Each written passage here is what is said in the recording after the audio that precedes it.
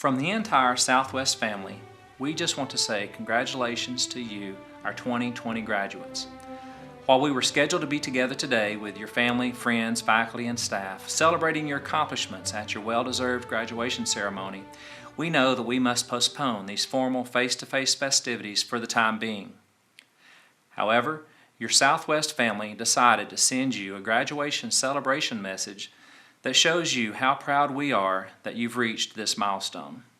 In this message, you'll hear congratulatory comments from your student government president and our 2020 Distinguished Alumni recipient. While the last few weeks have certainly left their mark in our history books, I'm absolutely certain that you too have the opportunity to make your mark in history with this accomplishment, providing you with a solid foundation on which you must now continue to build. So I encourage you to take this time to celebrate, but I also challenge you to use this time to make sure you have a clear roadmap for the paths that will lead to you achieving your dreams and aspirations.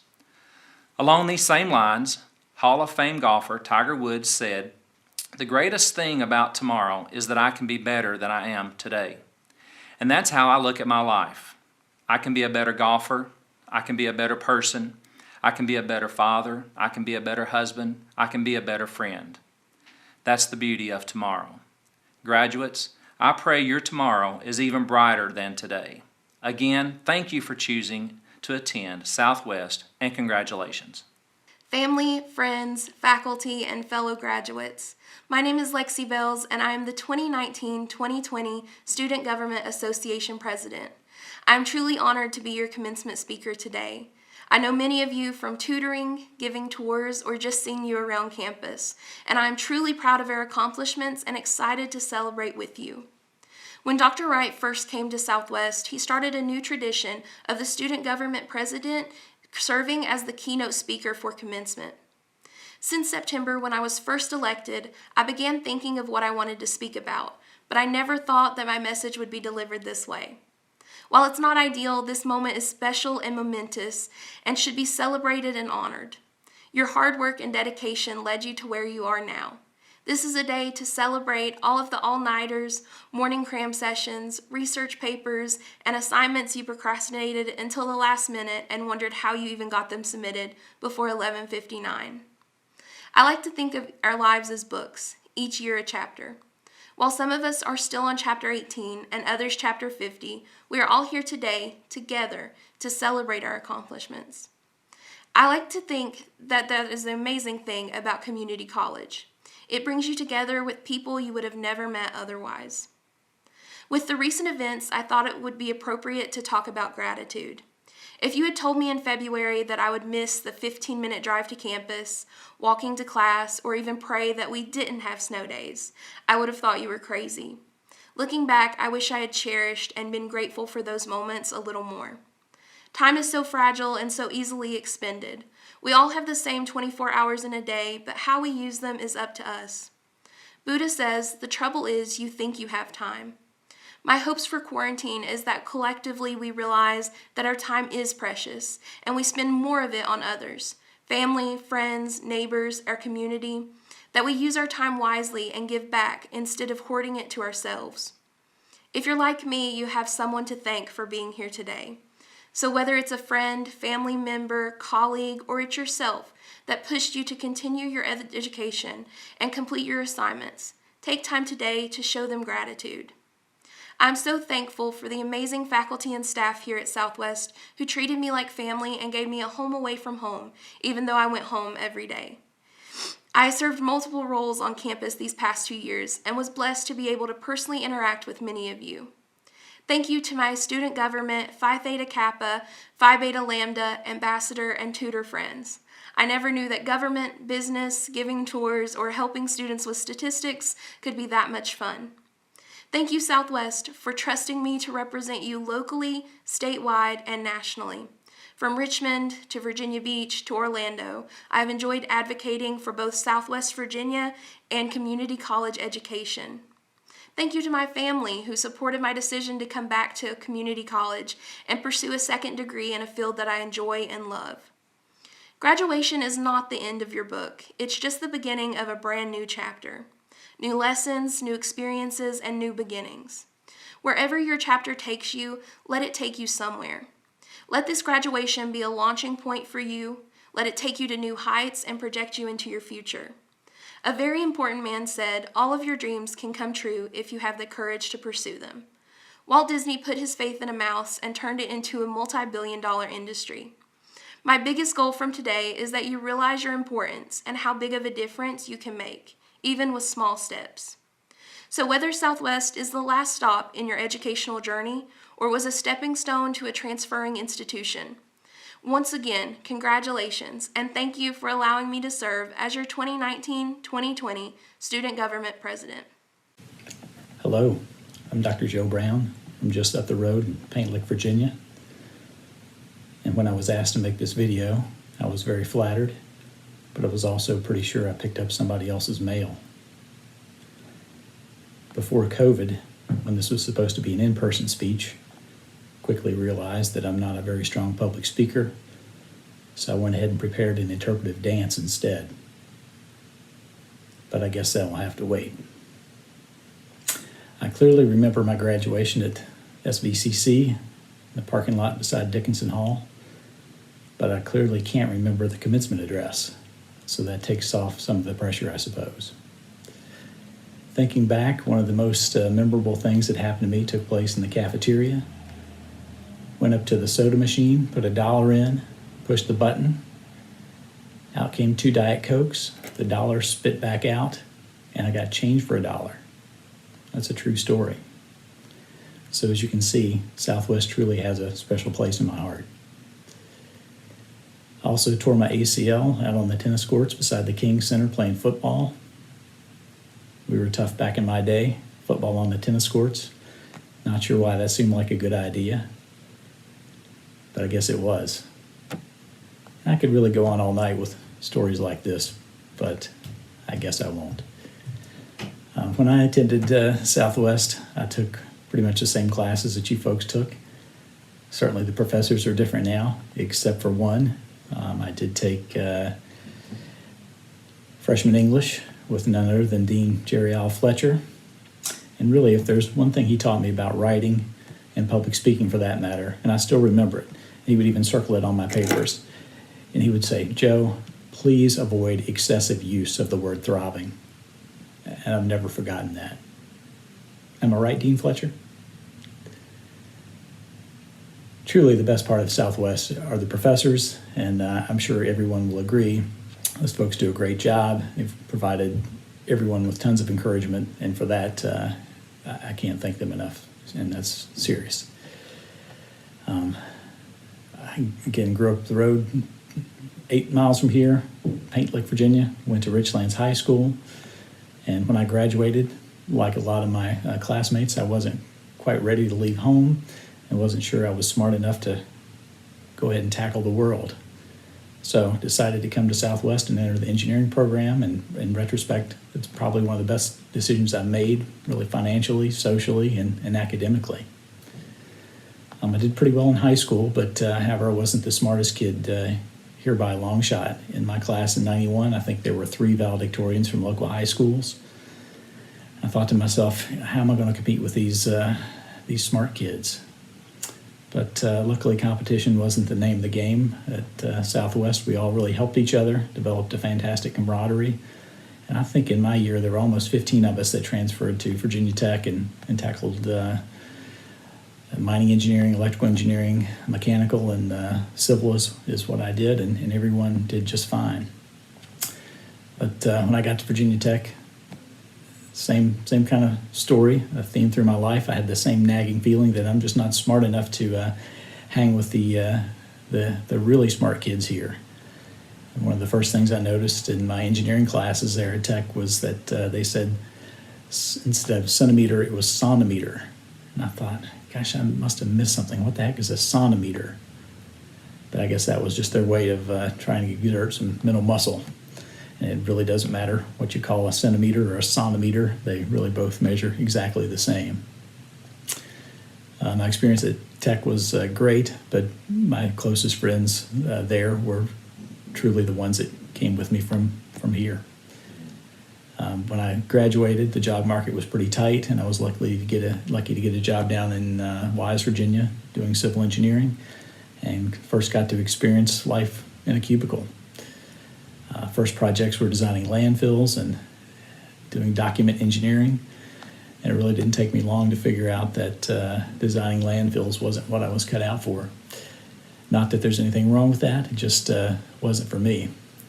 So decided to pursue medicine, which is something that was always in the back of my mind, but I never felt was attainable.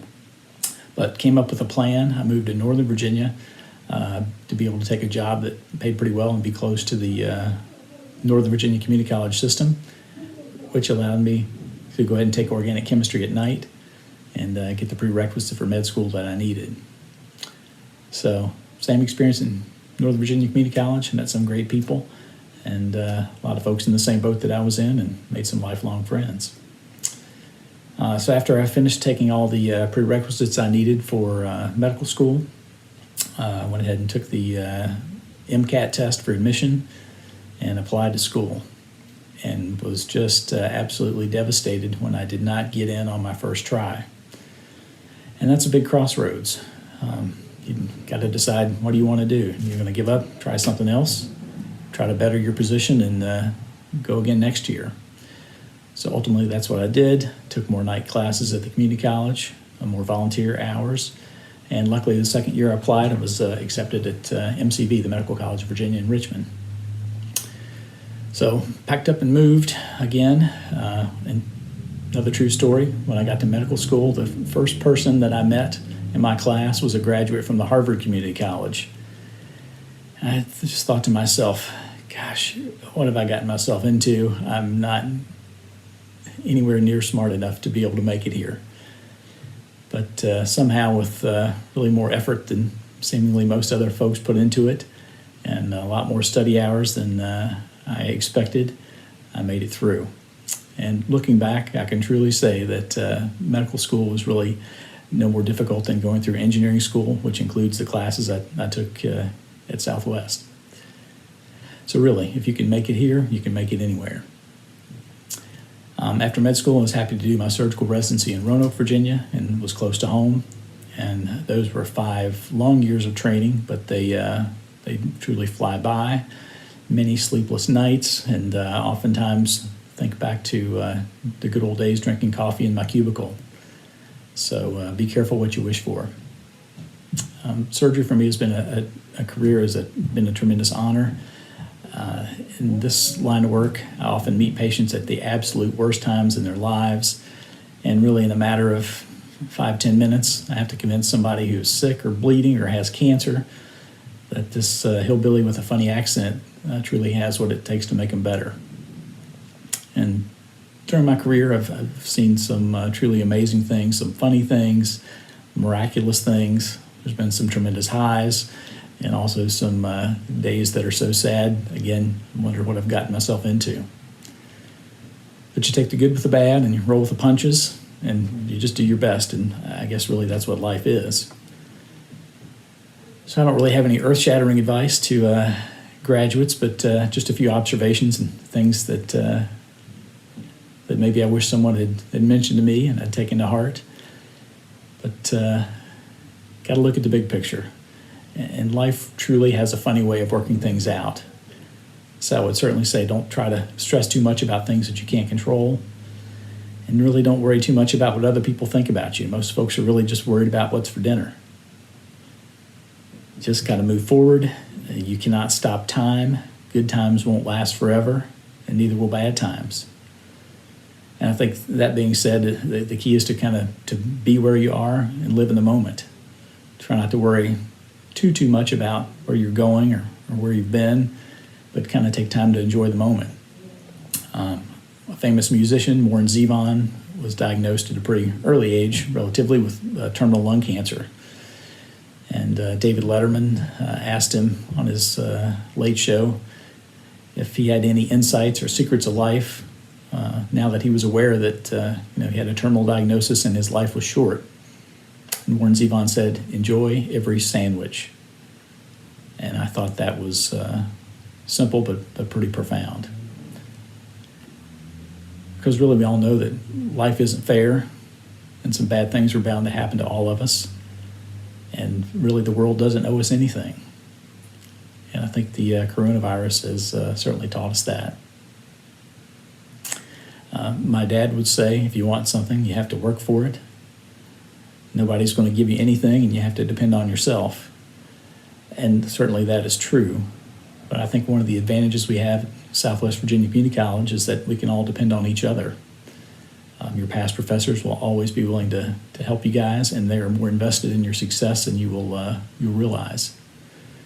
So really don't forget where you came from and who you can depend on when you need help. And I think and hope the coronavirus has taught us that too. Other big picture tips, if you haven't already, familiarize yourself with simple financial planning and how to live on a budget, and learn about the miracle of compound interest. Albert Einstein said compound interest is the eighth wonder of the world, and he who understands it earns it, he who doesn't pays it. So I think some of the best advice I could truly give is to really live below your means, start saving early, because you can't stop time, and compound interest truly is a miracle. Because really there are no guarantees in life, even as a surgeon, a job that most would think is immune to any economic slowdown or shutdown. We, like everyone else, have really been blindsided as elective surgeries have been shut down for many weeks, which really illustrates the importance of saving and having a rainy day fund. I've told you that, I'll tell you this, take care of your health. You know, if you think about it, what if your first car you ever got was the only car you would ever get in your life? And then you would you would baby that thing, you'd wash it, wax it, change the oil. Well, you only get one body, so think about that. Take care of yourself and others. Don't play football on the tennis courts. And here's my medical PSA. Medically, really, there are only a few things in life that you can do to kind of extend it and to live a healthy life. And simply put, wear your seatbelt, don't smoke, watch your weight, know and control your cholesterol and blood pressure. When the time comes, get a mammogram and a colonoscopy. And now with the coronavirus threat, I've added wash your hands to the list as well. And really the rest of life is just a kind of a crapshoot because you can't pick your parents. Another big tip, be confident in your abilities. And I've certainly always struggled with this, but you guys are just as smart as anyone anywhere else in the rest of the world. Really, we all put our pants on the same way, except maybe the guy I met from the Harvard Community College. But be confident, if you can make it here, which you already have, you can make it anywhere. So in conclusion, I'd like to say that I'm really proud of you all, and I'm proud to be one of you all. And if you're feeling insecure about the next steps in life, remember me, a regular guy who had to park at the bottom of the hill and hoof it up there to Tazewell Hall for classes. A regular guy who had the same insecurities that some of you may have. And a regular guy with a couple of failures and major career changes along the way. And just know if you keep trying, keep plugging along, things will work themselves out. And really, there's nothing beyond your reach. So I want to wish everyone the best of luck. Be humble and don't stumble. And thank you. Oh, and one last thing, again, I'll leave you with from beloved Dean Fletcher. When you go out off into your endeavors in the world and have to write papers and reports and give speeches, always try to avoid excessive use of the word throbbing. Thank you. Now presenting the Southwest Virginia Community College class of 2020.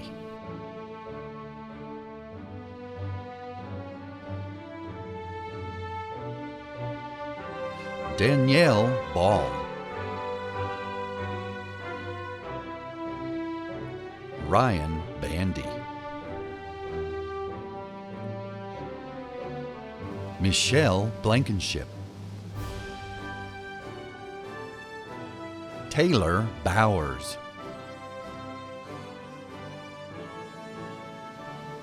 Michael Casey, Madison Damron.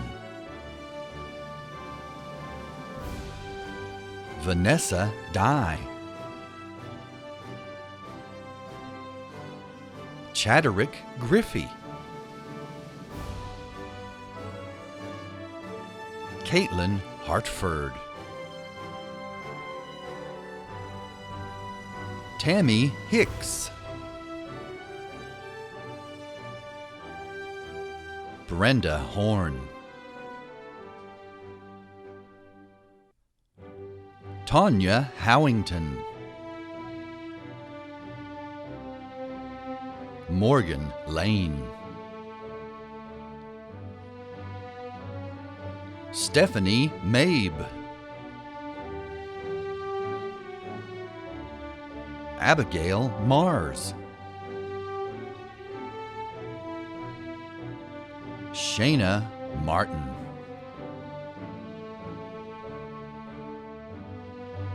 Whitney Moore. William Mullins. Heather Powers.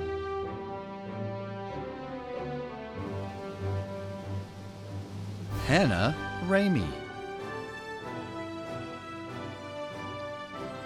Roberta Ramey. McKenna Rasnick. Sherry Rourke. Amber Shelton. Brittany Shortridge. Vera Stevens. Garen Stowers. Rebecca Widener. Angela Wright. Dr. Wright, I present to you the candidates for the 2020 graduating class and certify on behalf of the faculty that they have completed the requirements for their respective degrees, diplomas, or certificates.